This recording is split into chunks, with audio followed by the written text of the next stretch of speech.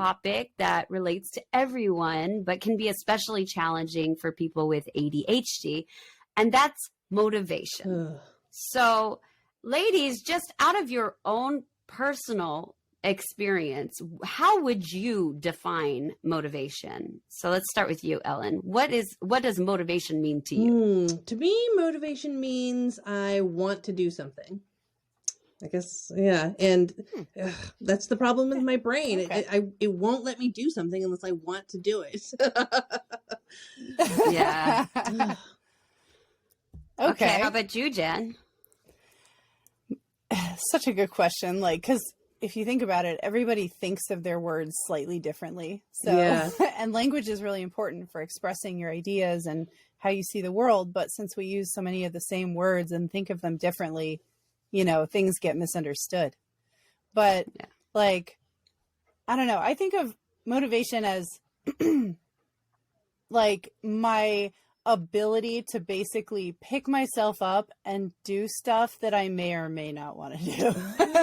So like, just kind of like, so even if you don't want to do something, or chutzpah or whatever you want to call it, like, you know, just totally like, even if you don't want to do something, you're so still I think of it more like grit, I think.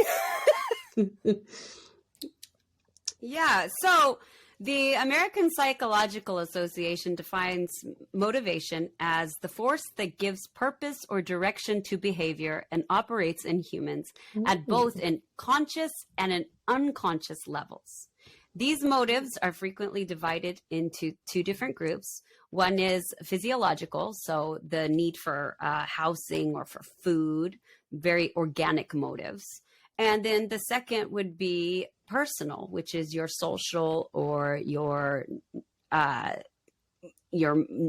community, your goals, your interests. And so those are the two groups that motivations are separated into. And an important distinction must also be drawn between internal motivating forces and external factors, such as rewards or punishments that can encourage or discourage certain behaviors. So that's the actual clinical definition of motivation. I like it. And and the way that we kind of came up with talking about this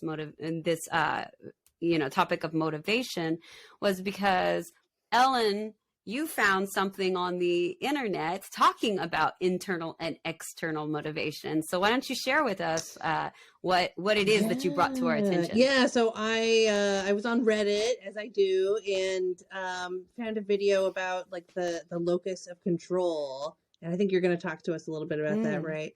Yes.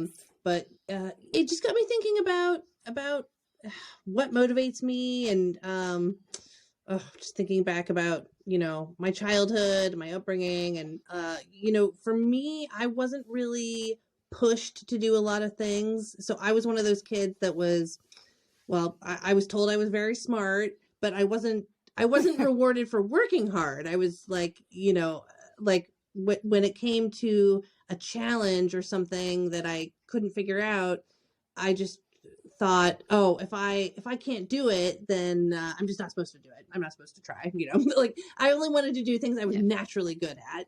And so I never really developed like, I guess, an internal sense of motivation. It was always just kind of a outward thing, or I don't know. Yeah, it's just one of those things that I've been trying to figure out about myself lately. You know, how do I get myself more motivated to do things that are challenging or that I don't want to do?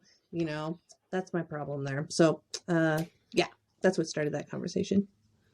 Yeah. So, as Ellen said, the locus of control, what that is it's the internal source of being able to control what you believe and what you do, based internally on the idea that you can do it, that you have power over what you can accomplish and what you can do. Whereas external forces, such as what Ellen said, you know, people saying, oh, it's because you're smart, or it's because you're tall, or it's because you're beautiful. Those are things that you personally can't control. You're just born with them. And so those are external motivating forces. But when it comes from external sources, then it's just, you tend to look at the world and the things that you do as, oh, well, it's just the way it is, and I can't really do anything about it. Whereas people who say, oh, okay, I can do this because I have an interest in this, or I can do this, I want this, and so I will take it upon myself to do this. The internalization of motivation tends to make people more successful. And there's lots of studies that show that people who have internalized motivation, using the locus of control, when they diet are like 60%, I read somewhere, 60% more likely to be successful in their diet than people who think external motivation.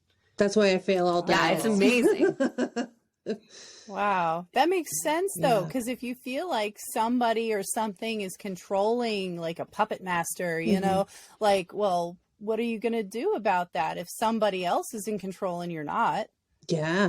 Yeah, exactly. Or like, well, I mean, we all had a religious upbringing, and I know that sometimes people will just attribute things to God's will, don't have any control over that. Oh, yeah. Yeah. Yeah. Yes, and that would be an external force. Right. I'm doing it because God is watching me would be an external motivation. Yeah. You're motivated by the pressure of an outside force instead of motivated within yourself to accomplish. Or, it's I'm a good person because God's watching me, or internalized would be I'm a good person because I think that that's a valid and beautiful quality for humans to have. And so I am going to take that upon myself to live my life in that way. Yeah, that's so good.